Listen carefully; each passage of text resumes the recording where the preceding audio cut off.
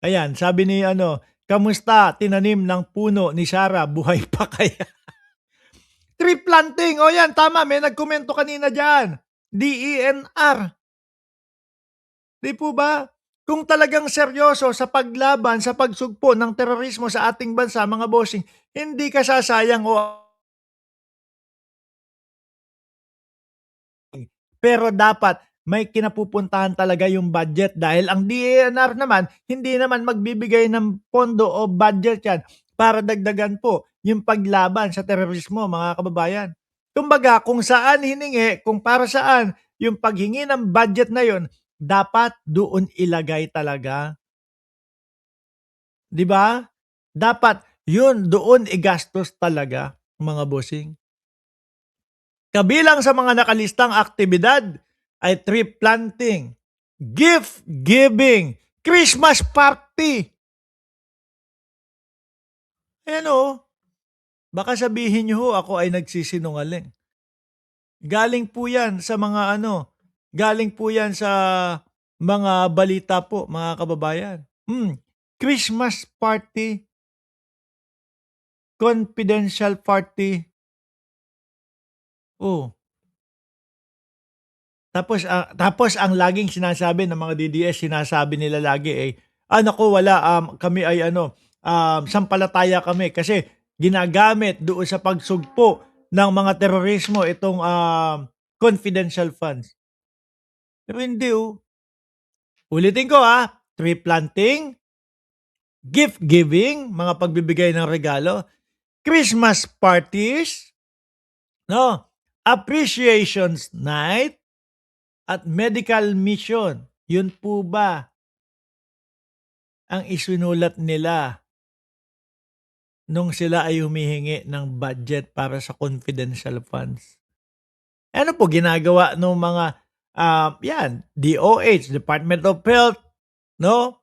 Mga, DENR, oh, tapos malaman-laman mo, Christmas party? No, pera ho ng taong bayan yan, eh. 'Di po ba? Kapagka nga tayo, lagi na 'tong nagagamit, pero uulitin ko lang ho, pagka nga ho tayo mga kababayan, humihingi tayo ng pera sa ating mga magulang at sasabihin natin kung saan natin gagamitin, papagalitan ka kapag umuwi ka na hindi 'yun yung binili mo, eh, 'no? Mayayari ka, mapapalo ka pa kapagka, nakita na, "Oh, mali, iba naman yung binili mo, bakit eto?" 'Di po ba? Medical mission, hindi natin kino-question yung medical mission, alam natin maayos yan. Pero ang tanong, para diyan ba talaga yung pera? Paano na, di yan po yung ano, yan po yung hinarang din po, 'no, nung humingi ng pondo o budget ang Vice Presidente dati. Dahil 2 billion ang hinihinging ano, budget para sa Vice Presidente at nung nakita ho dun, mga doble-doble lang din po. Yung mga paulit-ulit, like example, um, meron ng proyekto ang ano tawag dito, meron ng proyekto yung mga DOH, meron ng mga proyekto na inuulit lang po nila. Sa panahon ho ngayon, lugmok ang bayang Pilipinas, ang kinakailangan po natin, mga kababayan, magtipid. Siguraduhin na yung ating mga pera po o yung pondo ng bayan ay pumunta doon lang sa dapat kapuntahan ho. Wala nang yung paulit-ulit na mga ganyan, 'di ba? Sabi ni PMA, kaya pala sabi ni Robin Padilla, kung nakapunta na ba sa bundok si COA auditor kasi gustong pa-audit yung mga yung mga puno na itinanim ni Sara daw ho, mga kababayan. Tama, baka nga ho yun. Ano? Tapos sasabihin no, mga bossing, nung mga ibang mga, vlogger ni Sara Duterte ay, yung mga vlogger, yung mga vlogger ng mga DDS, ang tali-talino ni Robin. Kapagka nagtatanong, yung tanong lang ni Robin ang maaalala mo. Wala ho akong naalala na tanong ni Robin Padilla na kumbaga ho, may naging kabuluhan doon sa impeachment. Eto pa, no? Idagdag pa ho natin mga kababayan.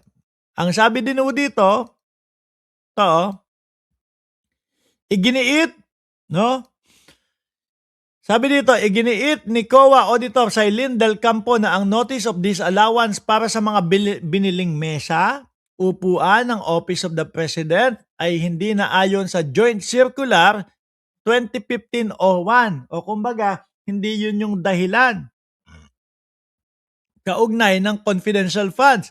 Dagdag ni Del Campo, labag din sa joint circular ang paggamit ng confidential funds upang mag-reimburse ng mga aktibidad na isinasagawa bago makuha ang cash advance.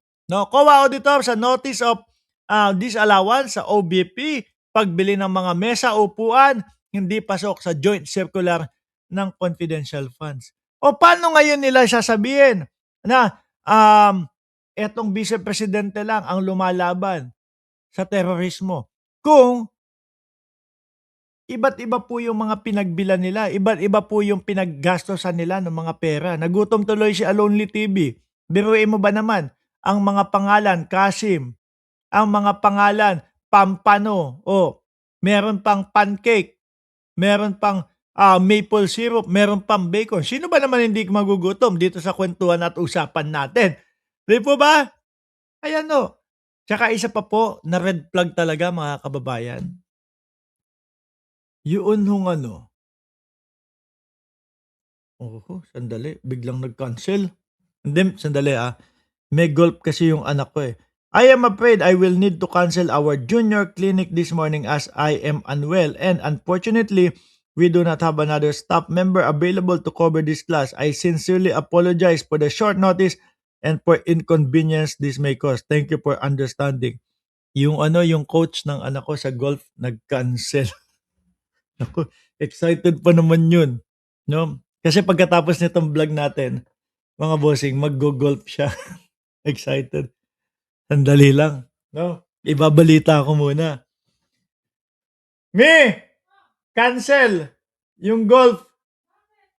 May sakit daw yung coach. Later na, don't go here because they see your pututoy. Don't go here, We will find another coach for the golf, okay? We will go to the other Okay? Don't worry.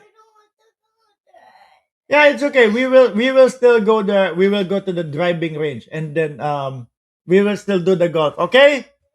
Okay. Ako magtuturo siya. Anak ng tipaklong, ayan nalungkot tuloy. Kasi yung coach niya nag-cancelo. Ngayon mga kababayan, ito ang tanong. No? Nasaan na si Loren Legarda at si Bongo? Nakita niyo ho ba kanina? Dumating ba si Bongo at si Loren Legarda?